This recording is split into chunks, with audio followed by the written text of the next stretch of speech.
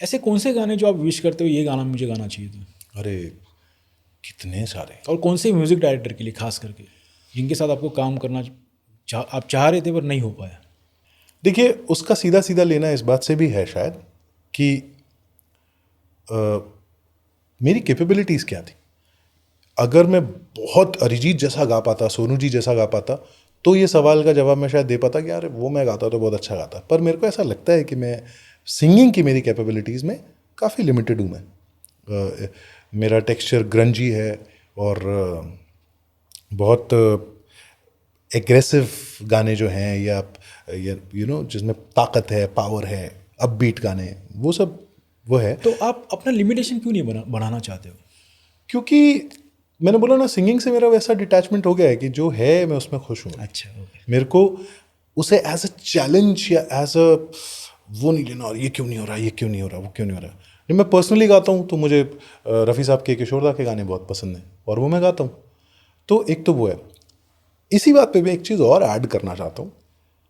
जितने आर्टिस्ट हैं ना, सबको अमित त्रिवेदी सर के साथ काम ज़रूर करना चाहिए अगर मौका मिले तो। एक तो वो खुद भी नए आर्टिस्ट के साथ काम करना चाहते हैं, उनको वो रिस्क लेना पसंद है कि लेते हैं ना रिस्क, क्या है, इसीलिए तो म्यूज़िक कर रहे हैं। और इसलिए भी ताकि बाहर के लोगों को या जो एक एग्जाम्पल भी सेट होता है कि इतना ईजी भी हो सकता है काम करना यार। बड़ा आदमी कौन, जिसके बगल में बैठ के आपको छोटा फील हो। तो मैंने देखा है कि it's breezy to work with him. आपको रिस्पेक्ट भी है, आपको पैसा भी मिलेगा, आपको रिस्पेक्ट भी मिलेगी, आपके काम की वैल्यू भी होगी। और हर गाने में ही सिट्स विद यू, हर गाने में he will sit, he will give his time. और it's so easy to work with him ना कि मेरे को लगता है एग्जैक्टली ऐसे ही तो काम होना चाहिए। हमारी इंडस्ट्री में सिस्टम क्यों नहीं है पता है आपको? क्योंकि सिस्टम होगा तो एक्सप्लॉइट नहीं कर पाएंगे, इसलिए सिस्टम है ही नहीं। 25 लोगों से गवा लो, किसी को पैसा मत दो। मतलब अरे अभी कुछ दिन पहले कहीं से एक आया कॉल कि एक गाना है उसमें एक रैप करना है। मैंने हाँ करता हूँ, कोई प्रॉब्लम नहीं है, पैसे नहीं है।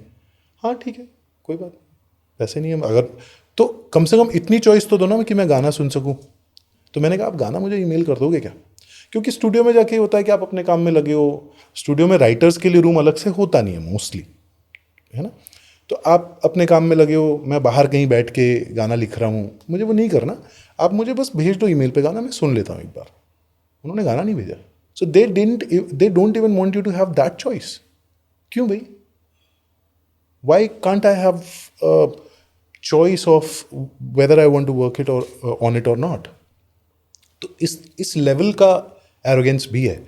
ऐसे में जब आप अमित त्रिवेदी सर के साथ काम करते हो तो आपको समझ में आता है कि नहीं यार, सब जगह ऐसा नहीं है। कुछ जगह सिस्टम है, कुछ जगह ये है कि भाई आओ भी, काम भी करो, खाओ पियो भी, पैसे भी कमाओ, अपने मन का काम भी करो, मज़े करो लाइफ में।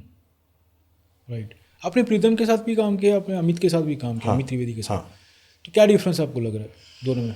अह, मैं काम करने के तरीके की बात नहीं कर रहा हूँ, मैं एक म्यूजिकली बात कर रहा हूँ कि उनकी ट्यून्स और अमित त्रिवेदी की ट्यून्स, ठीक है, किस तरह का कंफर्टनेस रहा आपको? देखिए, मैं क्योंकि अभी तक ऐसा कोई काम मैं कर नहीं पाया हूँ प्रीतम दा के लिए लिखने में जो एक्सेप्ट हो गया हो, या और मुझे लगता है कि अमित सर ने मेरे साथ रिस्क लिया। प्रीतम दा क्या भी मैं गया हूँ, वहाँ पे भी मैंने चीज़ें लिखी हैं, पर वो कभी अप्रूव नहीं हुई, आगे नहीं बढ़ी।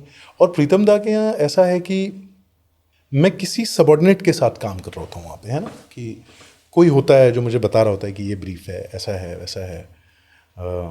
और बहुत प्यार से, बहुत, हर जगह का देखिए सिस्टम अलग है, हर जगह काम करने का तरीका अलग है, तो सही और गलत तो नहीं बोला जा सकता।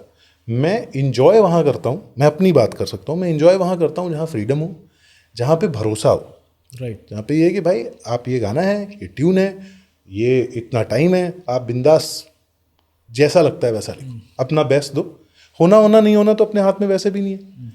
और दोनों ही जगह पे एक से एक दिग्गज जाते हैं, मतलब अमिताभ भट्टाचार्य दा दोनों जगह जाते हैं, या कौसर मुनीर हैं, या इरशाद कामिल हैं, या कुमार पाजी हैं, या सारे वो सारे लोग जो सालों से इंडस्ट्री में, दोनों ही जगह वो जाते हैं। तो शायद बात इस बात की है कि मेरे पे किसने भरोसा कर लिया, है ना, किसने बोला कि तू करेगा यार, तू कर लेगा, मुझे पता है तू कर लेगा। तो वो मुझे लिखने में, गाना मैंने प्रीतम दा के यहाँ ज़्यादा गाया है, चाहे वो स्क्रैचेस हों, चाहे वो गानों में लाइंस हों, या कुछ और फिल्म में भी गाने आए हैं वो सब। लेकिन लिखने में मुझे ऐसा लगता है कि वो फ्रीडम मुझे अमित सर के यहाँ मिली, तो वो हुआ।